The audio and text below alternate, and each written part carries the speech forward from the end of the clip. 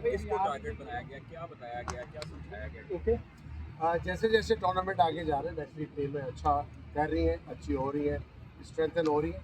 हमें भी एक एडवांटेज है कि मार्क चैपमैन ने हमें ज्वाइन किया, इनफॉर्म बैट्समैन है और इस फॉर्मेट के बहुत ही अच्छे बैट्समैन हैं। उम्मीद करता हूँ उनके आने से बेहतरी होगी और हमारी टीम में जो है खोया हुआ मोमेंटम पहले मैच के बाद जो हमने खोया था वो होपफुली इसको रिगेन करेंगे इंशाल्लाह इस मैच में।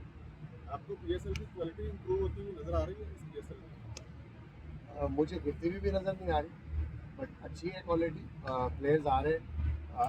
सबको पता है प्लेयर्स की अदम मौजूदगी जो है उसकी क्या वजह है। मेरा ख्याल है जो बेस्ट अवेलेबल प्लेयर था वो इस वक्त मौजूद है। फील्डिंग जहाँ पे कंसर्न है और जहाँ पे नए प्लेयर्स यंगस्टर्स आ रहे हैं, आपने देखा होगा 2-3 यंगस्टर्स ने बहुत अच्छी परफॉर्मेंस दी है सो फॉर मैचेस के अंदर। हमारी टीम नहीं बट दूसरी फ्रेंचाइजीज से, तो ये नेचुरली एक अच्छा साइन है लीग के लिए कि आपको यंगस्टर्स मिल रहे हैं जो आगे अपकमिंग टूर्नामेंट्स के अंदर पाकिस्तान के लिए कहीं उनकी मौजूदगी हो सकती है और उनको हम ग्रूम कर सकते हैं। मोइन भाई, लंबा गैप मिला आप लोगों को और मुसलसल 4 रोज़ ट्रेनिंग भी हुई है, तो क्या खिलाड़ी फटीग का शिकार तो नहीं हो जाएंगे क्योंकि कंटिन्यूसली ट्रेनिंग करते आ रहे हैं? ऑलरेडी आपको पता ही होगा, मीडिया में यकीनन होगी खबर, कुछ प्लेयर्स थे जिनको डायरिया हुआ था, मुश्किलात हो रही थी उनको, बट रिकवर कर लिया थैंक्स गॉड कि हमारा 4-5 दिन का बड़ा गैप था, उसके अंदर रिकवरीज हो गई और we are ready to go for tomorrow's match इंशाल्लाह ताला अगेंस्ट कराची। मोइन भाई, आमिर के वाले से कहिएगा, सीनियर कंपेनियन है, कितना बेनिफिशियल हो रहा है उनका टीम में होना। और दूसरा, हसन नवाज के बारे में बता दें, एक यंग टैलेंट है, 1 सेंचुरी बनाई है, लेकिन तब से अब तक मुसलसल वो रन्स नहीं बना पा रहे, तो आपकी कोई स्पेशल हसन नवाज से मीटिंग हुई? आमिर का पहले तो मैं जवाब दे दूं, देखें जब सीनियर प्लेयर टीम में मौजूद होता है उनकी प्रेजेंस का बहुत फ़ायदा होता है, दूसरे क्रिकेटर्स को भी होता है, टीम को भी होता है और इनफैक्ट बॉलर्स को भी होता है। तो आई थिंक आमिर जो है वो नज़र आता है, उनका जो इंटरेस्ट है अभी तक वो इंटरेस्ट लेके खेल रहे होते हैं और वही एटीट्यूड होता है जिससे दूसरे यंगस्टर को सीखने का मौका मिलता है। अभी तक उन्होंने सो फार अच्छी बॉलिंग की, उम्मीद करता हूँ फ्यूचर में भी आगे वाले मैचेस में रिस्पॉन्सिबिलिटी अपनी लेंगे और इंशाल्लाह ताला 1-2 मैचेस हमें और जिता के देंगे। और जहाँ तक बात आपने की है हसन नवाज़ की अपनी एक टेक्निक है नेचुरली, क्योंकि यंगस्टर है, थोड़ा सा टाइम लगेगा सीखने में। एक रिकॉर्ड भी किया पाकिस्तान के लिए उन्होंने, हमारे मैच में भी पहले मैच में 44 रन बनाए उन्होंने, लेकिन उसके बाद थोड़ा सा स्ट्रगल कर रहे हैं। नेचुरली यंगस्टर्स जिनमें टैलेंट होता है, जिनको आप आइडेंटिफाई करते हैं, तो उनको आप कोशिश करते हैं एज ए क्रिकेटर उनको भरपूर चांस दिया जाए ताकि वो अपनी गलतियों से सीख के आगे बढ़ सके और थोड़ी मेच्योरिटी की तरफ जाए। यही वजह हम इनको कंसिस्टेंटली खिला रहे हैं, ताकि आइडेंटिफाई हमने टैलेंट किया, पाकिस्तान ने उसको आइडेंटिफाई किया, तो हम उसको खिला के ताकि कोशिश कर रहे हैं वो ग्रूम हो और हमें मैच जिताए। पहला मैच में अच्छी कंट्रीब्यूशन थी उनकी, उम्मीद करता हूँ कि इन मैचेस में चैपमैन के आने से भी नेचुरली फ़र्क पड़ेगा। थोड़ा सा अगर इनिशियल अच्छा स्टार्ट मिल जाएगा, उम्मीद करता हूँ कि उनके लिए भी फ़ायदा होगा, तो उनको एक ऐसा प्लेटफॉर्म मिलेगा जाके वो अपने शॉट्स को एग्जीक्यूट अच्छे तरीके से, बेहतर तरीके से कर सकें। आपने यंगस्टर्स की बात की, आपने टीम में ऐसा कौन सा प्लेयर है जो कि आगे पाकिस्तान को जाके पाकिस्तान को रिप्रेजेंट कर सकता है? और दूसरा जनरेशन में आगे अगले साल से यार हमारी टीम में भी 2-3 लड़के, जैसे आपने देखा कि हसन नवाज को भी आइडेंटिफाई किया, वो खेल भी रहे हैं T20 के। इसी तरह हमारे पास नाफे मौजूद हैं, पेशावर जल्दी का अली रजा को मैंने देखा बड़ी ज़बरदस्त परफॉर्मेंस दे रहा है। तो एक पाकिस्तान का ये बच्चे फ्यूचर ही है, बट इनको थोड़ा सा ये है कि ग्रूम और थोड़ा सा कंसिस्टेंट चांस देने की ज़रूरत है, तो इंशाल्लाह ताला ये और बेहतर हो सकता है। और ये सब क्या टीम को करते हैं आज से कितना फ़ायदा होगा?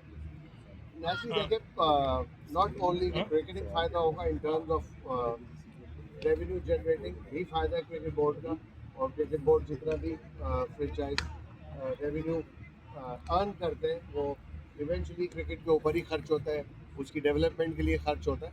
तो यकीनन एक अच्छा साइन है कि 2 टीमें अगर और ऐड हो रही हैं मार्केट के अंदर, तो यकीनन आप जहाँ चंद क्रिकेटर 6 टीमों में खेल रहे थे, तो यकीनन अब थोड़ा सा और ये जो कहना चाहिए कि वो बढ़ जाएगा और नए क्रिकेटर्स आने के ज़्यादा चांसेस होंगे और बच्चों के लिए अपॉर्चुनिटी होंगी। तो जितनी टीमें होंगी उतने क्रिकेटर्स एडिशन होंगे, उतने ही चांसेस मिलेंगे और उतनी ही अपॉर्चुनिटीज़ प्लेयर्स के पास है अपने मज़ीद जोर दिखाने की, क्योंकि हमारे पास इतने ज़्यादा क्रिकेटर्स मौजूद हैं। आई थिंक उनको एक प्लेटफॉर्म पे जमा करने की ज़रूरत है तो इवेंचुअली पाकिस्तान के लिए हेल्पफुल हो सकते हैं। आखिरी सवाल, आजम भाई ये कहा जा रहा है कि उस्मान तारिक का बॉलिंग एक्शन जो है वो आप टेस्ट करवाएंगे, तो वो कब तक आप टेस्ट करवाएंगे? उम्मीद है जी क्रिकेट बोर्ड से हम कंसिस्टेंटली राब्ते के अंदर है। उम्मीद कर रहे हैं कि विद इन दिस वीक इंशाल्लाह ताला किसी भी वक्त हो सकता है, और कोशिश यही की जा रही है कि किसी तरीके से वो उनको अकोमोडेट किया जाए, यानी पाकिस्तान क्रिकेट बोर्ड उस्मान तारिक को अकोमोडेट करें, क्योंकि आपको पता है कि उनकी एब्सेंस से हमारी फ्रेंचाइज को नुकसान हुआ है। जो लास्ट 2 मैचेस हमने जो मैच खेले, तो उनकी प्रेजेंस, अगर वो एक ऐसे मिस्ट्री बॉलर हैं जिसकी वजह से इम्पैक्ट क्रिएट करते हैं वो अपोजिशन पे, उम्मीद करता हूँ कि इस वीक में इंशाल्लाह ताला उनका जो भी एक्शन है आइदर वे क्लियर हो जाएगा, ताकि हम अपने मज़ीद जो है प्लान्स को अच्छी तरीके से, बेहतर तरीके से एग्जीक्यूट कर सकें। मोइन भाई, मतलब आपकी फ्रेंचाइज में यंग प्लेयर्स हैं, आपने हसन नवाज की बात की, पर ये इंप्रेशन दिया जाता है कि आपने काफ़ी सीनियर प्लेयरों का भी बोझ उठाया हुआ है, तो वो बोझ है या आपको लगता है कि आपकी टीम के लिए? बोझ नहीं, आप एवरेज एज देखें, 30 एज कुछ भी नहीं होती। 30 में तो मेरा मतलब है कि फुल प्लेयर स्ट्रॉन्ग होते हैं, अपनी फुल स्ट्रेंथ के ऊपर होते हैं। आप एवरेज एज देखें, आप अगर किसी एक स्पेसिफिक या पर्टिकुलर किसी को आइडेंटिफाई कर रहे हैं, लाइक अगर शोएब मलिक की हमारी टीम में प्रेजेंस है, आई थिंक मैं पर्सनली ये समझता हूँ कि अभी भी वो बहुत यंगस्टर से भी ज़्यादा फिट है, और जहाँ पे ज़रूरत पड़ती है हमने देखा है थ्रू आउट इस कैरियर वो अपनी टीम को जिताते रहें, अच्छी परफॉर्मेंस देते रहें। तो सीनियर प्लेयर का होना भी ज़रूरी है, क्योंकि कॉम्पोजिशन सीनियर जूनियर के साथ ही मिलकर बनती है। आप आखिरी सवाल जी। मोइन भाई, लाहौर की कंडीशन के मुतालिक क्या आप कहेंगे कि इस वेदर में रन ज़्यादा बनेंगे?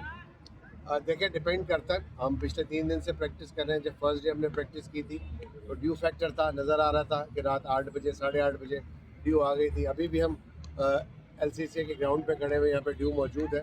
मैच अभी शुरू भी नहीं हुआ, तो लेट्स सी कल का वेदर किस तरह का होता है। बट अगर कॉन्स्टेंटली ड्यू रही तो टीमों को नुकसान होने के ज़्यादा चांसेस है, रादर देन कि आप फ़ायदा उठाएं, बिकॉज के ड्यू के अंदर सबको प्रॉब्लम होती है। अगर बॉलर से गेंद नहीं की जा रही तो वहाँ पे एट टाइम्स ऐसा भी होता है कि बैट्समैनों से बैटिंग भी नहीं हो पाती है, तो आई थिंक जो भी यहाँ पे सेकंड बैटिंग करेगा उसके कंपैरेटिवली चांस ज़्यादा होंगे मैच जीतने के, अगर इसी तरह की ड्यू फैक्टर रहा तो। Thank you ji.